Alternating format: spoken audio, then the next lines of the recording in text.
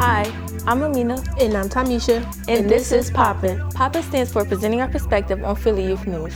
We are a youth-led news show that highlights the positive things youth are doing in the city and issues from a youth perspective. This is our 27th episode where we will be focusing on Philly youth and the arts. A lot of youth in Philly express their artistic skills in many ways, from dance to spoken word to music and visual arts. That's right. In this episode, we talk to young people, educators, and advocates to learn more about the opportunities and gaps that exist for young artists in schools and across our community.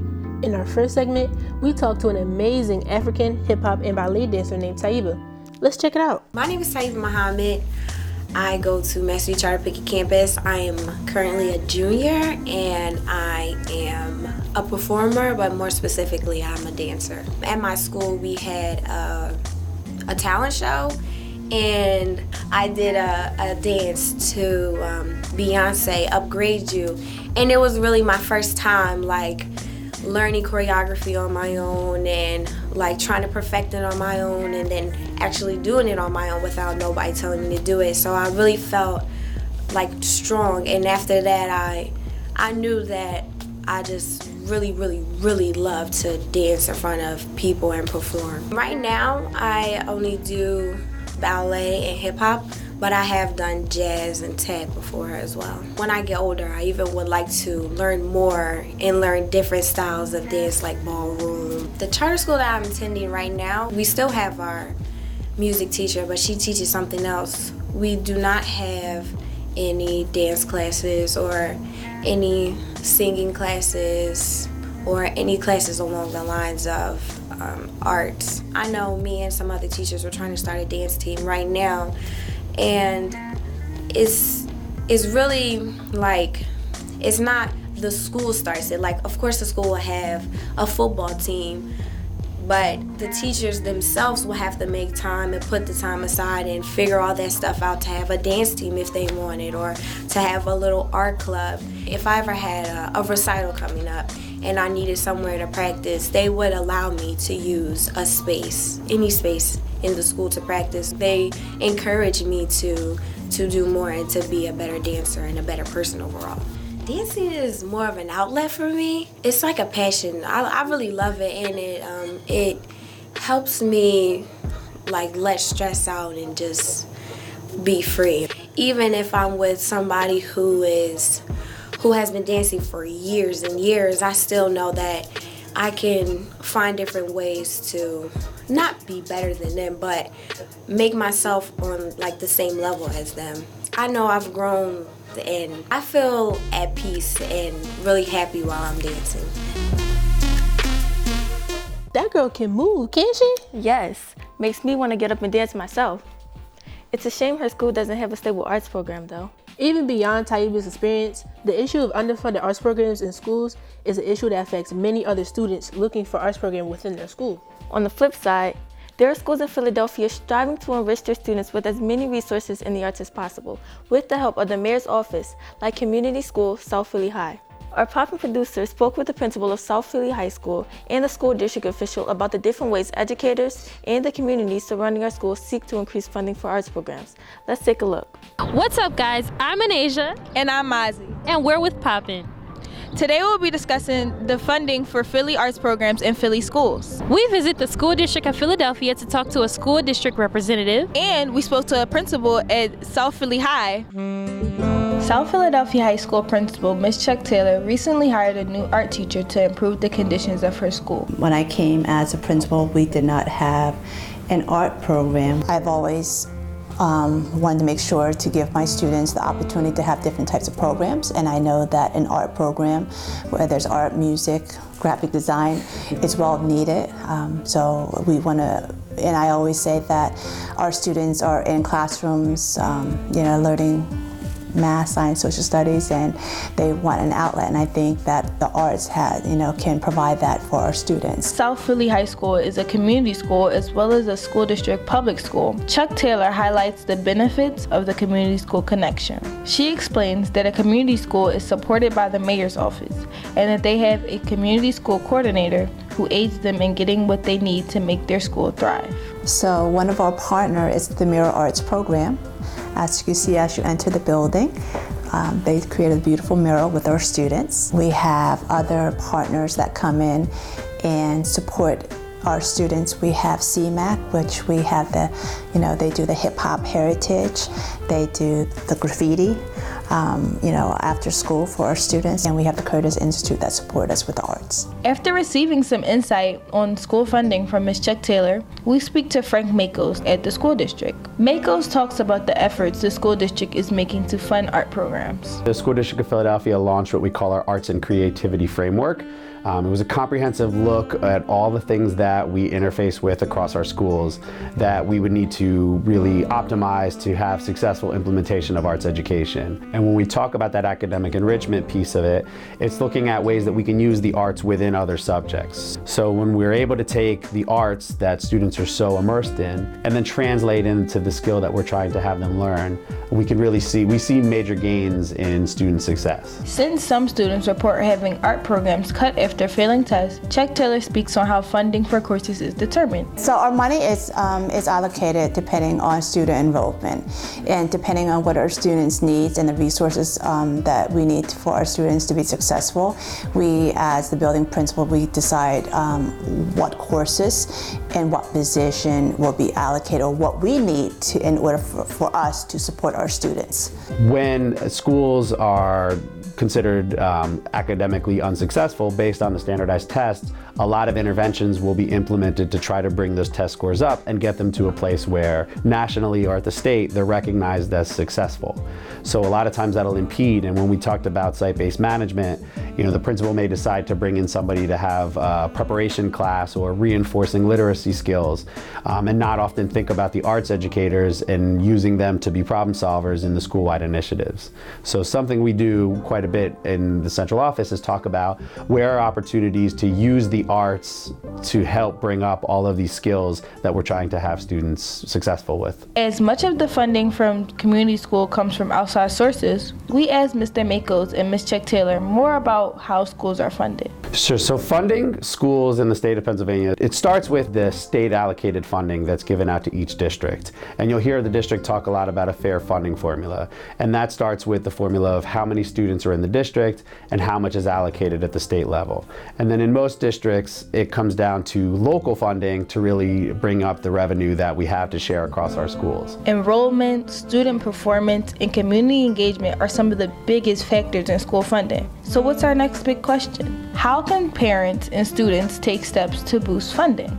Frank Makos tells us how those outside of the district can help advocate to get our schools the funding they deserve. I think the best way that students and families can play a role in advocating is starting at the school level, making it known at each school that they value arts education and really would like to have that for their students. We talk a lot about well-rounded education, and we really need the community around the schools to drive what well-rounded education looks like in those communities. Beyond that, being active in expressing their interests to different school district personnel, Board of Education members, when they have opportunities to speak. The more that people talk about the importance of it, the more folks that may not value arts education for all it can provide for a student may recognize things that they weren't aware of. You need dedicated teachers. So we have, especially for the arts, our dedicated our art teacher and a music teacher.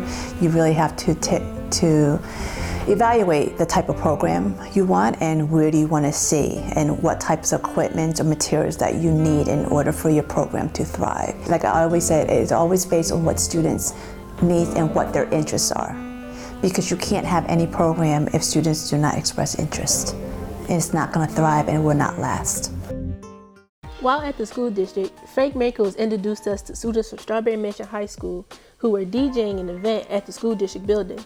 The students from Strawberry Mansion High School actually have a class centered around digital music production, and a few of their students DJ for events around the city. We would like to give a big thanks to Frank Makos for giving us a wonderful tour of the school district and to look at all of the great artwork students have created along the way. And we can't forget about the amazing studio at the school district called Philadelphia Schools TV, also known as PSTV.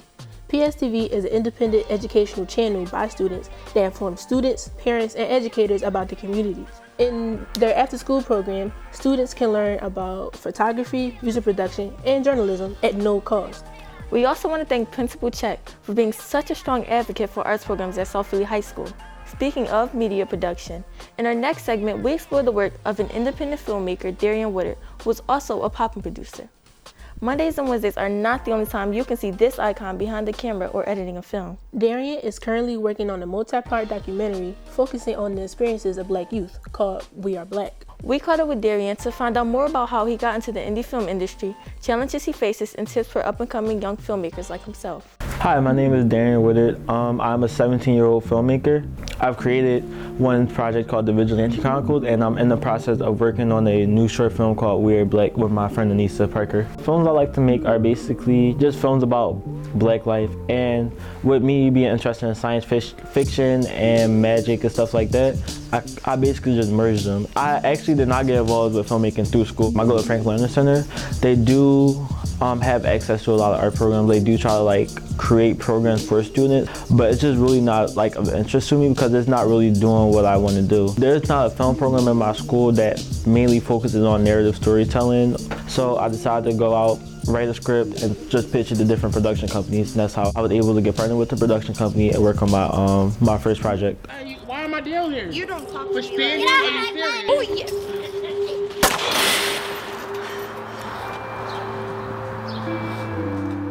What sparked the filmmaker in me, I don't know, just like different types of art and like kind of like just studying them, looking at them. And Instagram is like also plays a huge part because a lot of artists promote their stuff on Instagram, and it's just a way for me like to look at other artists' stuff and get inspiration from that. I also like to read a lot, so that also sparked my interest with creating like fictional stories, science fiction stories. Those two kind of like merged together, and I just created like Black science fiction film. Some of the challenges that I often run into is money, just not having like money like to make a film. So my first script, I made the mistake of just writing too many locations, too many characters, but not like a big enough budget. So when working on my new project, We Are Black, I decided to use the resources around like that I had. My friend Nate, he let us use his house to film, and my boss let me use her hair salon. So it was just using the resources that were like around me to make my film.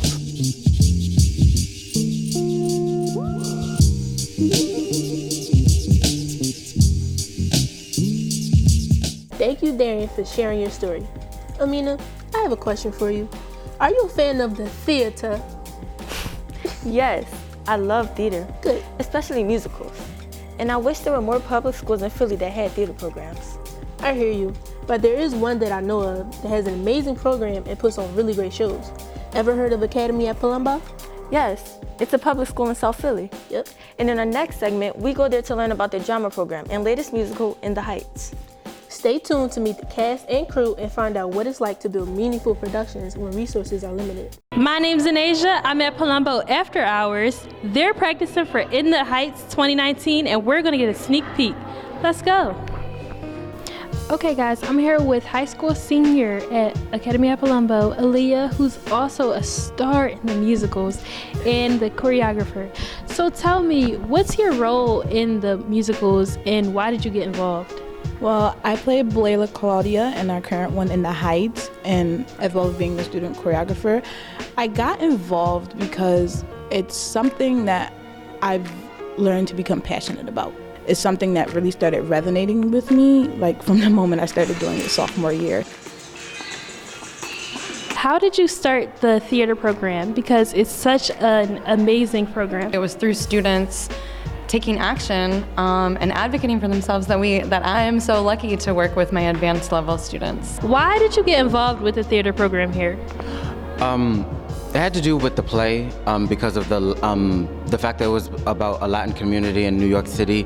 That sort of grabbed my attention, and that's why I wanted to be a part of it. I've just always been really interested in theater, especially musical theater, and I grew up doing it, so it was just kind of natural for me to come here. So tell me about the process of creating a theater production from beginning to finish. We put together our cast. Once we get everyone together, kind of getting to know one another, it's just like go time from there.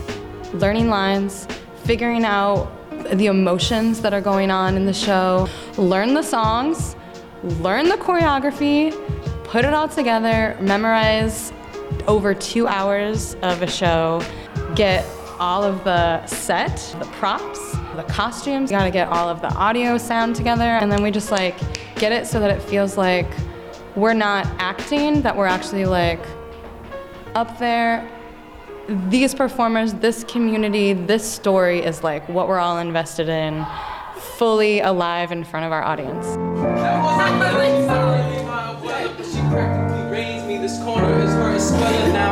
What resources and support made this program possible? So it's not just me that's doing all this work, right? We got our art department, we got our music department, we got our vocal music teacher.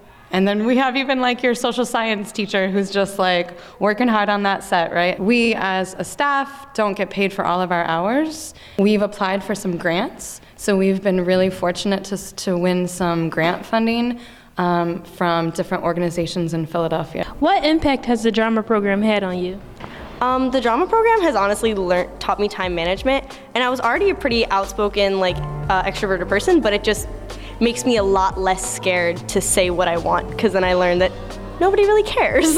So how do you feel about the lack of art programs in other public schools? It's disheartening, honestly, because I go to like South Philly High for like CMAC and stuff like that, which doesn't have like theater, but it has like artistic things, and I feel like having that is having a small community where people get together and you're part of something more than yourself. So there are schools that don't have amazing musical programs or drama programs like this school. So how would you suggest the students in those schools try to advocate and get those programs? Inside of your school, figuring out who is an adult there that might be interested in something and really saying, hey, we want to do this. We would like to put on something. Would you be interested? Do you think having a drama program at the school was important for you in deciding which high school to go to? Yes, it was, because I really love acting, and that's what I really was looking forward to, and looking at in colleges, like, do they have a drama program? Do they do plays? Do they do like short films for like very important things? And that's one thing that's really spoke out to me to apply to this school, and I'm very glad that I made the decision of it. Thanks for taking the time to talk to me today, and good luck on your play. I'm Anasia. And I'm Therese, and that's what's poppin'. Big thanks to Miss Anissa and her theater students for helping to build such a strong theater program at the Academy at Palumbo. You know, with all the work and testing students have to keep up with for school, on top of everything else a teen might be dealing with, it seems like high school extracurricular involvement can be as draining as it may be enriching. I know that's right, Tamisha. In fact, according to the CDC, 16.5% of people under the age 18 develop a mental health disorder within a year of high school.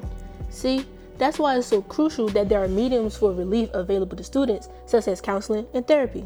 And because traditional therapy isn't for everyone, the arts can additionally be an important tool for those who are in need of help through a different medium. In our next segment, we speak with Ms. Donetta Watson about her role as an art therapist, as well as a POPPYN producer who believes in the benefits of art therapy in the lives of young people. In this segment, POPPYN producers explore the practice of art therapy and its benefits. We sat down with Donetta Watson, an art therapist working with youth. We also spoke to a POPPYN producer who tells their story on how art therapy impacted their life. What is art therapy, or how would you define it? What we're actually doing is helping people to bring out what's going on internally, whether that's their thoughts, experiences, and putting it into an external form, which is the art object, and then processing it, and around that dialogue, reincorporating what came out of that. So it's a dual dance between the internal versus the external, and the art making is that product. Art therapy is a way to better connect with yourself through any kind of art form, and it's also a way to express yourself in a way that doesn't involve any conventional kind of thinking. Art comes in many forms. What do you offer for your clients? So I may offer drawing just with color pencils and markers. We may use painting, so different types of paints, whether that's watercolor, acrylic, or oil.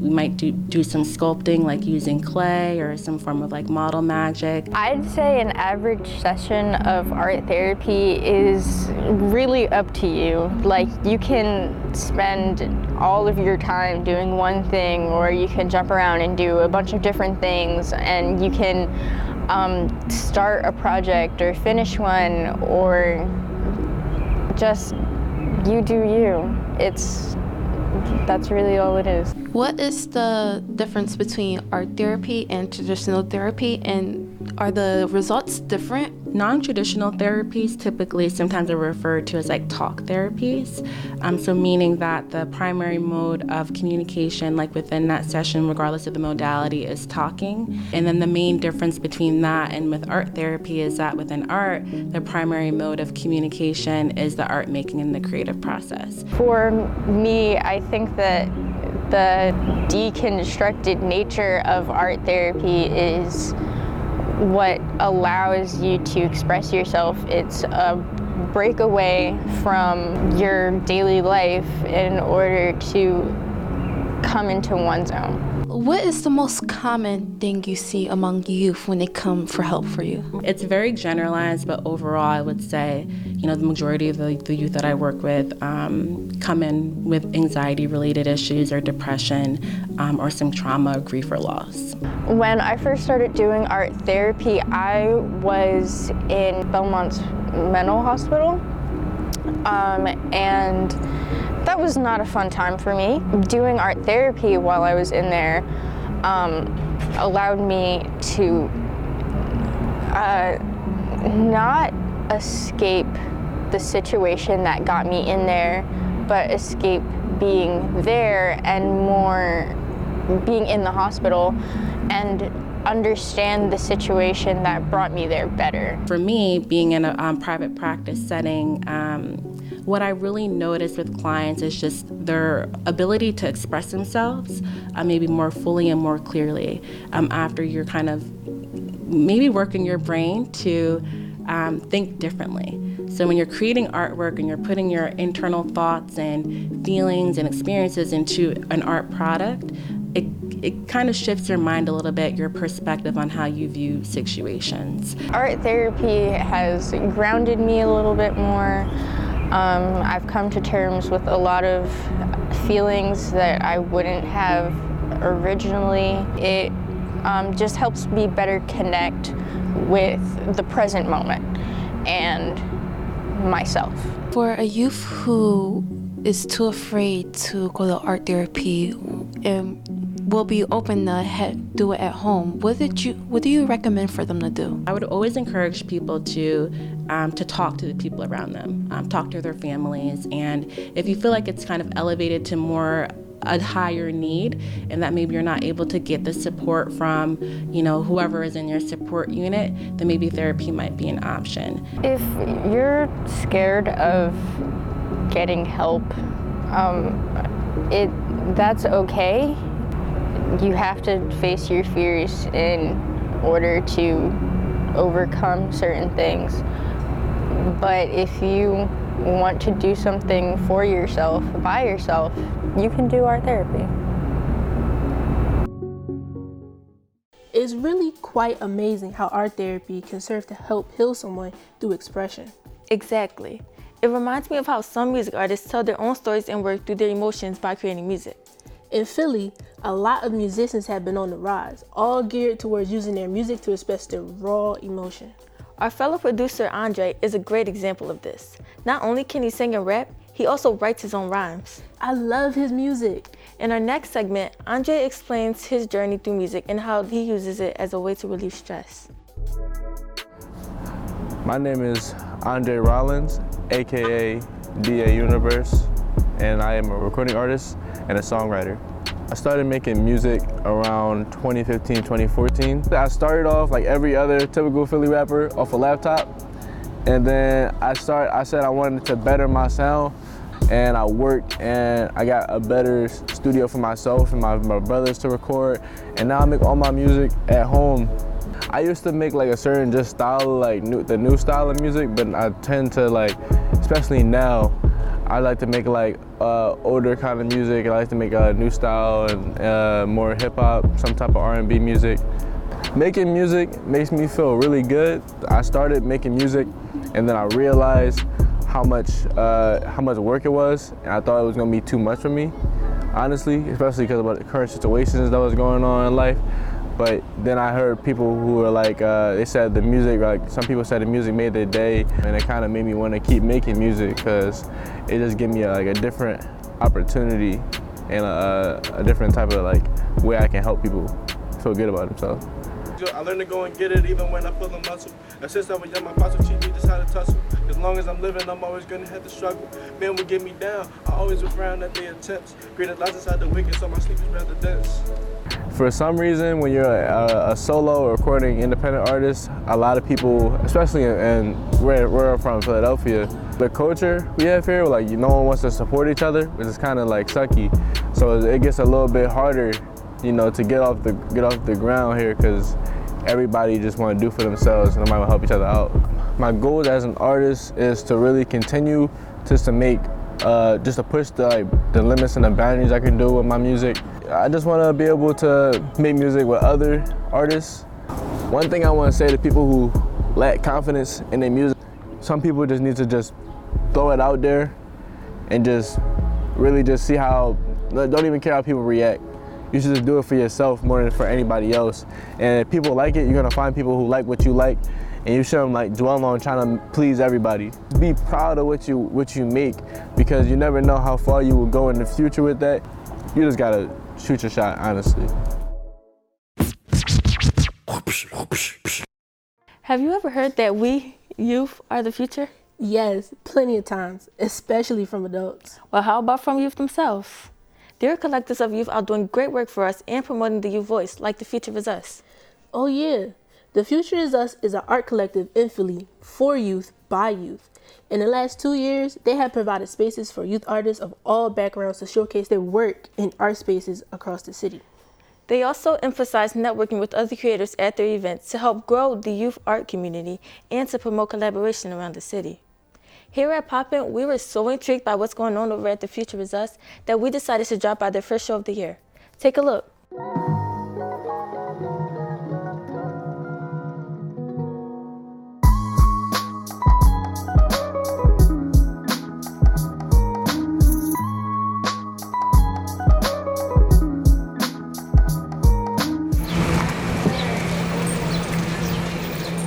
Hi, my name is Darren and I'm here with POPPYN. Today we'll be interviewing Layla Islam at her 8th art show for the Future Is Us Arts Collective. The Future Is Us Collective is an art show for youth, by youth. Today we will be interviewing Layla as we find out her plans in the future for the Future Is Us Collective. So let's go check it out.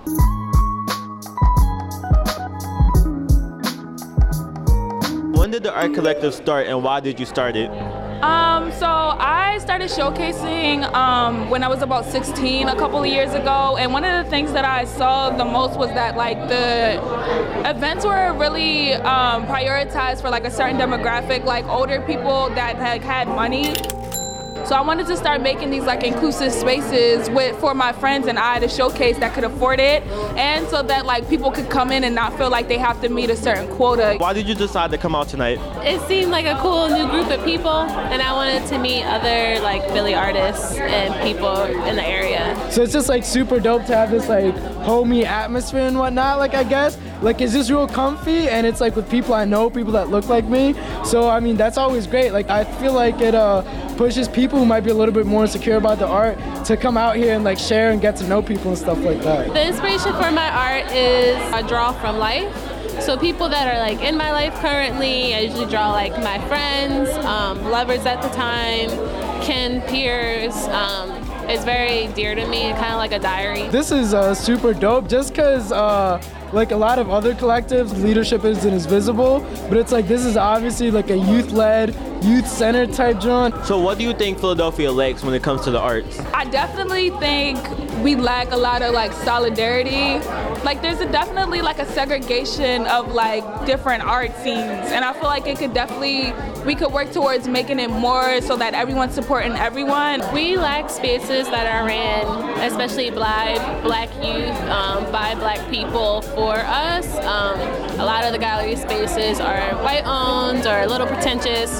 So We do a lot of DIY here in Philadelphia in terms of like things like this. Philly is known for like having like a lot of one-day art shows, and I want artists to like be able to have their work breathe for more than like a day.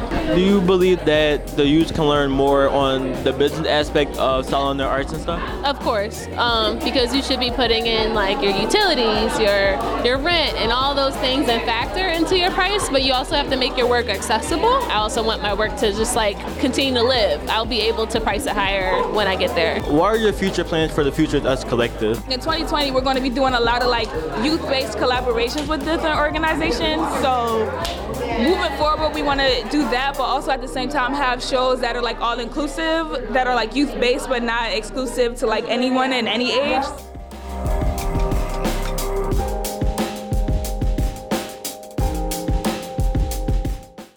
That artwork on display for their 8th installment was so amazing. Thanks so much to Layla Islam, founder of The Future Is Us, as well as those who spoke to us that night. Collectives and organizations like The Future Is Us really show what kind of impactful things youth can produce when they have the space and the network to do so. Also, providing youth access to see what their peers are creating at the same time. You make a great point there, Amina. If there's one thing this episode has taught us, is that Philly's young creative artists have a very distinct and determined voice. From talented dancers leaving their all on the stage, like Taiba, to resourceful media makers like Darian, the upcoming filmmaker, and Andre, the determined music artist. Our youth clearly have a lot to say. I just hope the world is listening.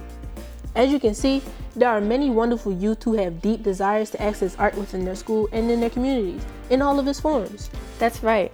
The issue is, however, that there are many daily obstacles that may cause these young artists to struggle with following their creative passions. Whether it's little access, lack of funding, mental health issues, or even lack of motivation. Fortunately for us, there are many ambitious and generous people, including those who were shown in this episode, that have gathered the courage to give attention to these issues and advocate for access to quality arts programs. To students and parents, if you want to find out what art programs currently exist in Philly schools, you can go online and check out this public searchable map to discover the resources and gaps.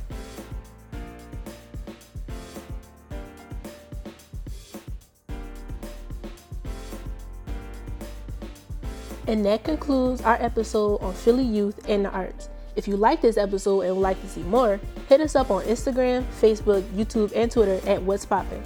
Once again, I'm Amina. And I'm Tamisha. And that's What's Poppin'.